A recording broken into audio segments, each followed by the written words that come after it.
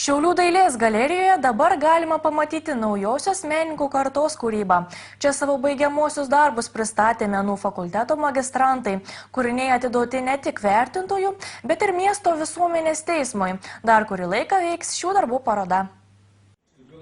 Šiaulių universiteto menų fakulteto studentai pavasarį įgysiantys magistro laipsnį jau apgynė baigiamuosius darbus.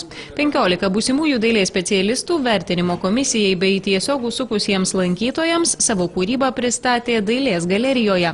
Menų fakulteto dekano ir net kelių studentų vadovo Vaidoto Janulio tikinimu, kasmet ši paroda vis labiau džiugina. Esą ir šį kartą magistrantai pademonstravo labai aukštą meninį atlikimo technikos lygį, rinkosi naujausias technologijas ir klasiką, drąsiai ėmėsi didelių formatų, stebino originaliomis idėjomis ir kūriniuose gvildenamomis temomis. Pirmą kartą visų magistrantų darbai bus įamžinti specialiame albume. Tai bendradarbiavimo su Latvių Daugpilio universitetu rezultatas. Leidžiamas albumas, kuriame bus galima pamatyti visų 15 šiauliečių ir 3 kaimynų magistrantų baigiamuosius darbus. Manyčiau, kad gal išeis mums tą testinumą tokį išlaikyti, nes kiekviena aukštoji mokykla, tiek akademija, tiek, kiek man žinoma, tiek jeigu imti Latvijai darydavo ir Lenkai Liublinė, sakykime, turi ten kitose aukštose mokyklose, tai noris toks ir kaip ir dokumentas išlieka ir pačiam autoriui, ir institucijai, universitetui, fakultetui, aišku, visuomenė išeina. Tas tai irgi toks sklaida. Jis yra, kaip sakyti, išleidžiamas su SBN, fiksuotas, mes atiduosim ir į bibliotekas. Patys studentai pripažįsta darbuose didelį dėmesį skyrę minties išraiškai.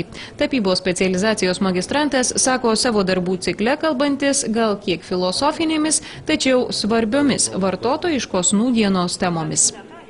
Aš vaizdavau savo kasdieninius pojūčius.